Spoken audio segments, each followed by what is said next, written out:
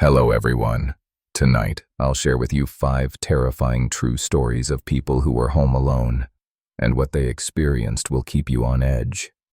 If you enjoy these scary stories, don't forget to like, subscribe, and leave a comment. You asked me if I've ever been truly scared. Yeah, I have. It was a few years back. I was house sitting for my aunt out in the country while her and my uncle were on a cruise. Big old place, lots of windows, surrounded by woods. You know the type. Quiet, peaceful, or so I thought. The first night was fine. The second night, though, that's when things got weird. I was watching a movie late, and I heard a sound from the back porch, a clear, sharp, on the glass of the sliding door, like someone knocking. I muted the TV. My heart did a little jump. I told myself it was a branch. The wind was picking up.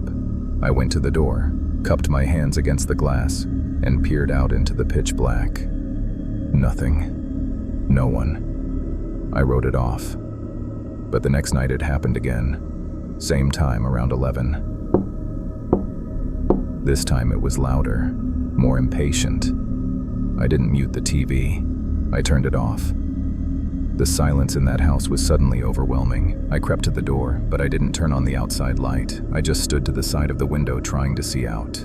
Again, nothing. Just my own reflection staring back, pale and wide-eyed. The following afternoon, I was taking out the trash and I saw them. On the wooden deck, right in front of the sliding door.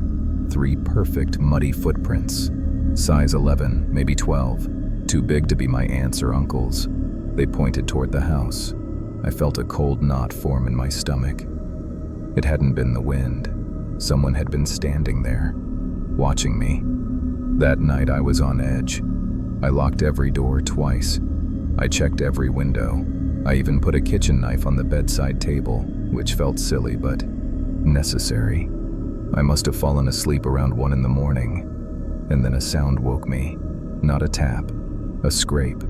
A heavy dragging scrape from the living room, like something was being moved across the floor. I sat bolt upright in bed. The house was dead quiet.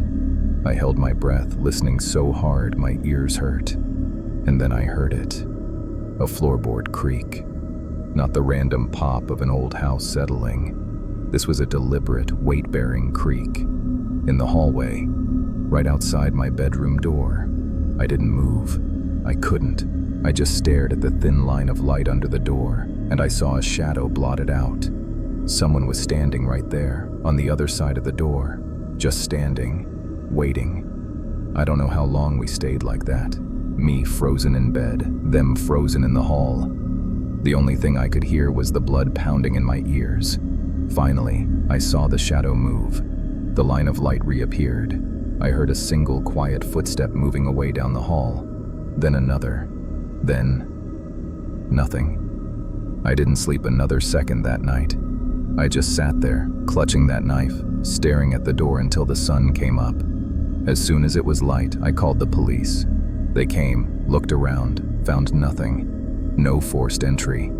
All the doors were still locked from the inside. They said it was probably an animal on the roof, told me I was probably just spooked, being alone in a big house. I nodded. I thanked them, but I knew what I heard. I knew what I saw.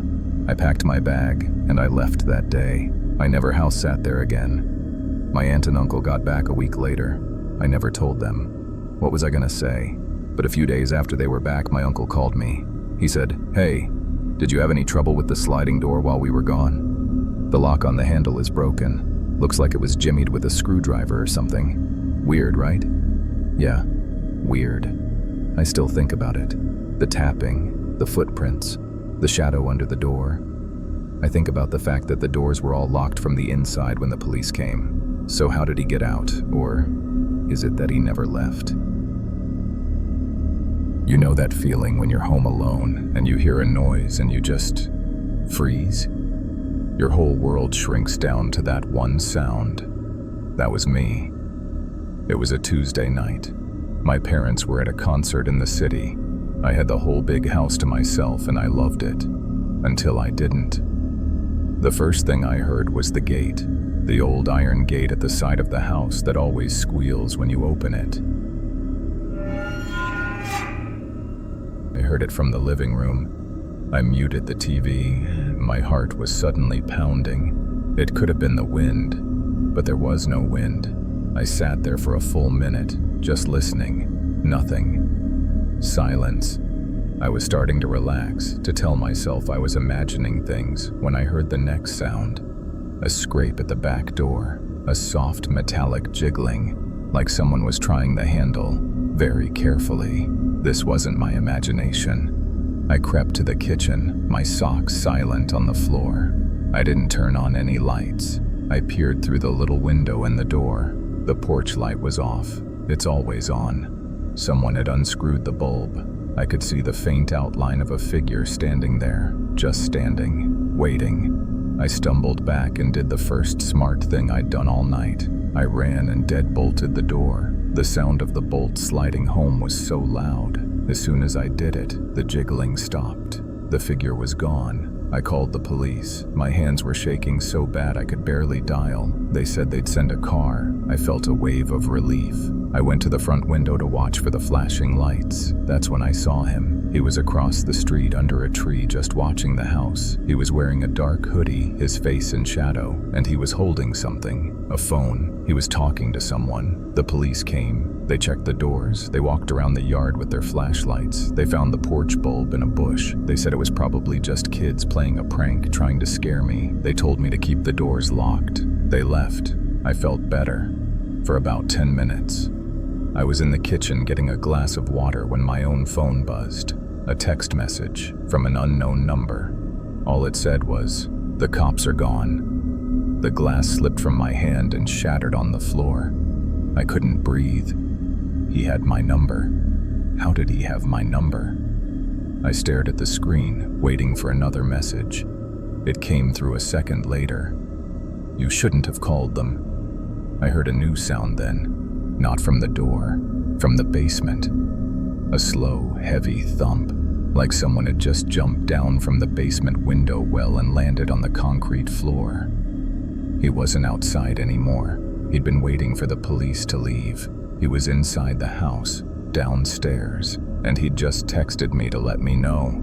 The only thing that saved me was the back door I'd deadbolted earlier. I ran out through the front and didn't stop running until I was 3 streets over, banging on my neighbor's door. They never caught him. They found the basement window forced open. That's it. But for months after, I'd get texts from that same number. Sometimes it would just be a single letter. Sometimes it would be a photo of a house taken from far away. My house. You never really feel safe after that. You just learn to jump a little quieter at every sound. It's funny the things your brain latches onto, the small details that years later are still crystal clear. For me, it's the smell of rain and the sound of a radiator clicking off. I was 17. My parents were away for the weekend. A big storm had rolled in, one of those ones that shakes the windows. The power had been flickering for an hour, and finally, it went out for good. The house went black and silent, except for the sound of the wind and rain hammering the roof. I wasn't too scared. I lit a few candles, got a flashlight. I felt like I was camping. I was sitting on the living room floor, reading a book by candlelight when I heard it. A knock at the front door. 3 perfect, polite raps. My head snapped up. Who would be out in this? I stayed quiet. Maybe they'd go away. A minute passed. Then it came again. A little louder this time, more impatient.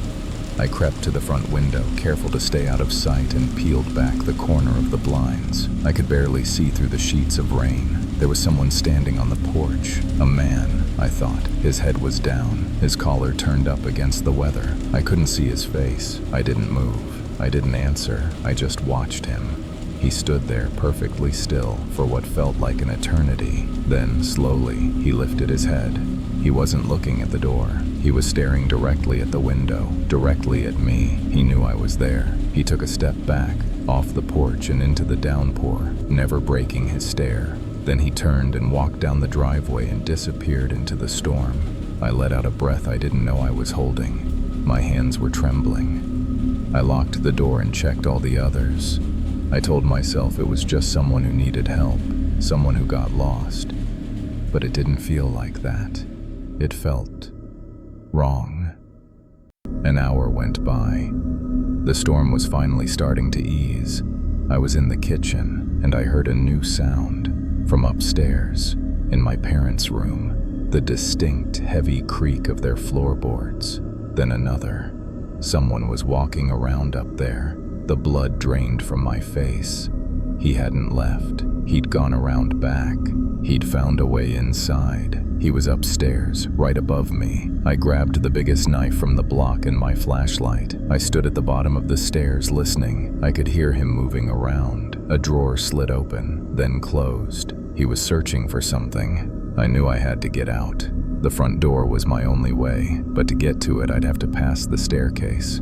I took a step. The fifth step from the top let out a groan. The footsteps upstairs stopped. He'd heard me. He was listening now, too. I froze, my heart in my throat.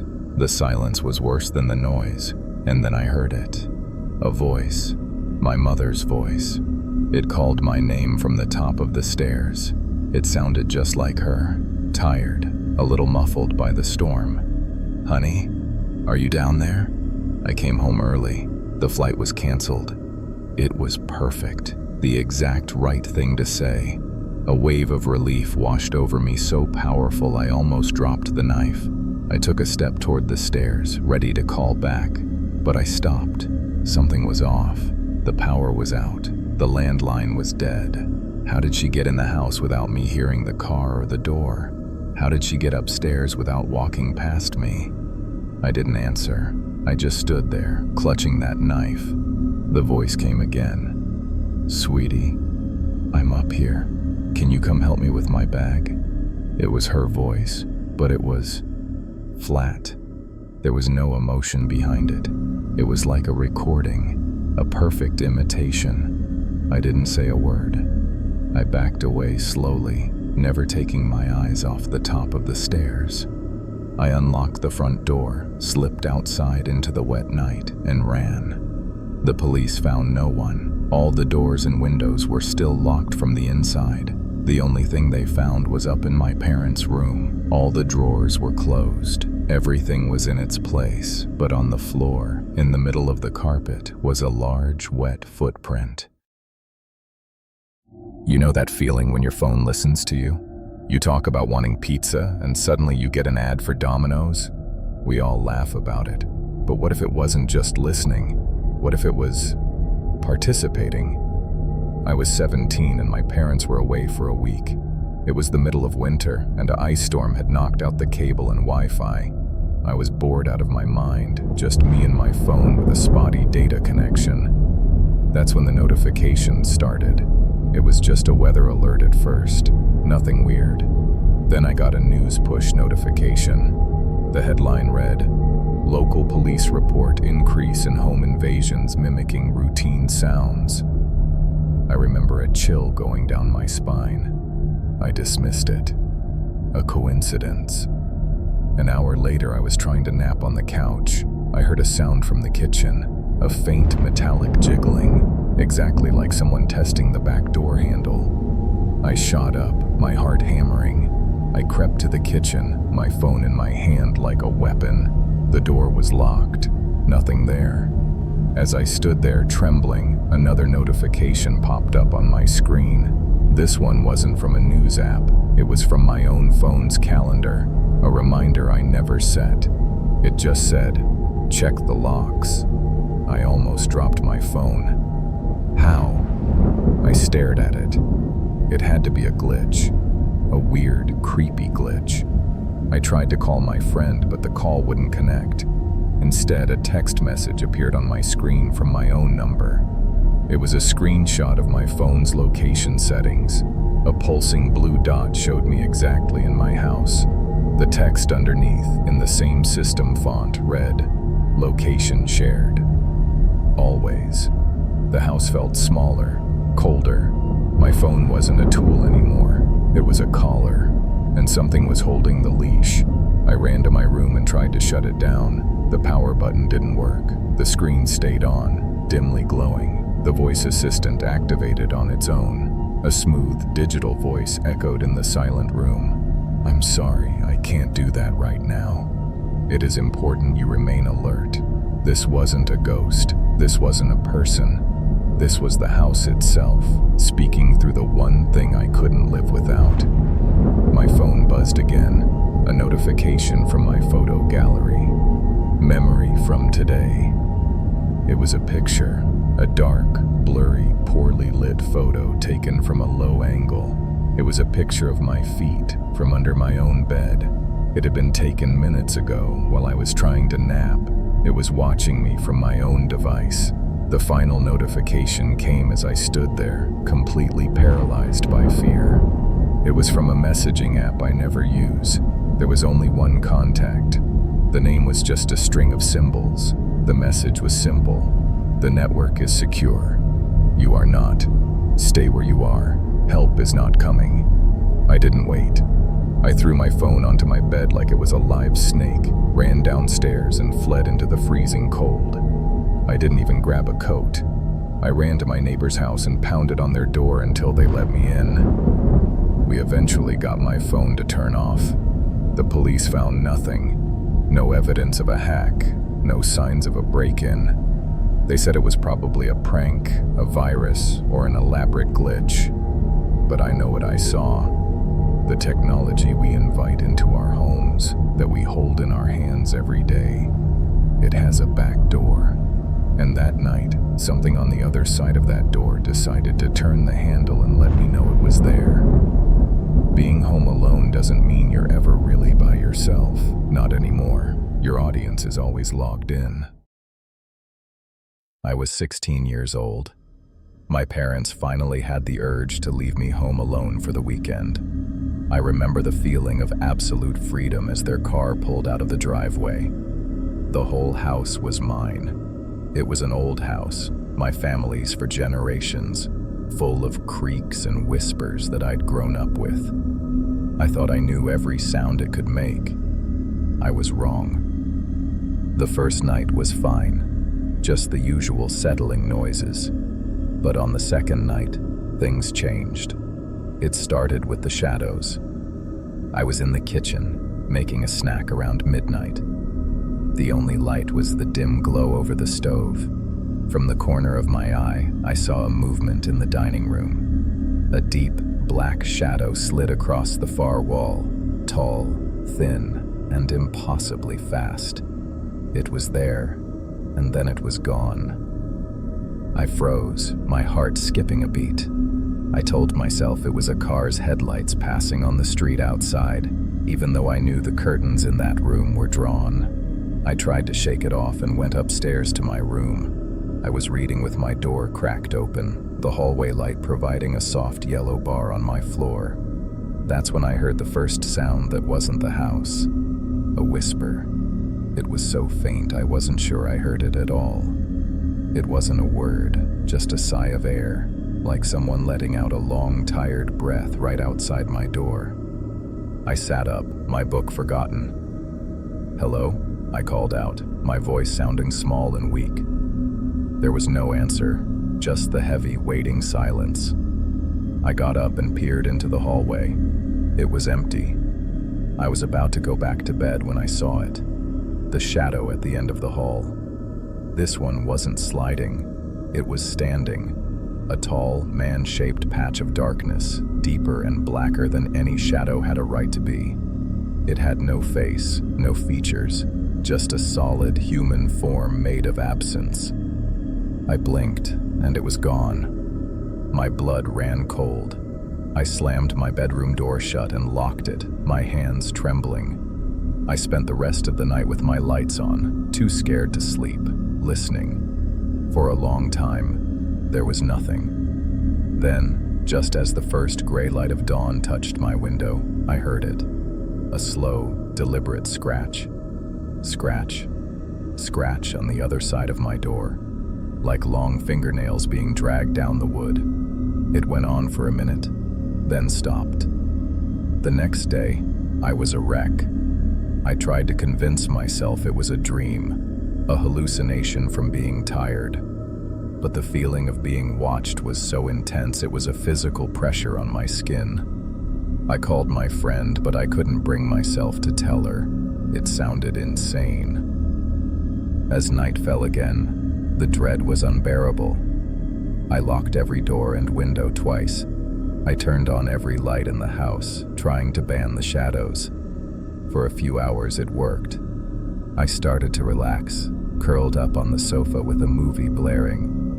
Then the lights began to flicker. Not a power surge. It was a slow, rhythmic pulse.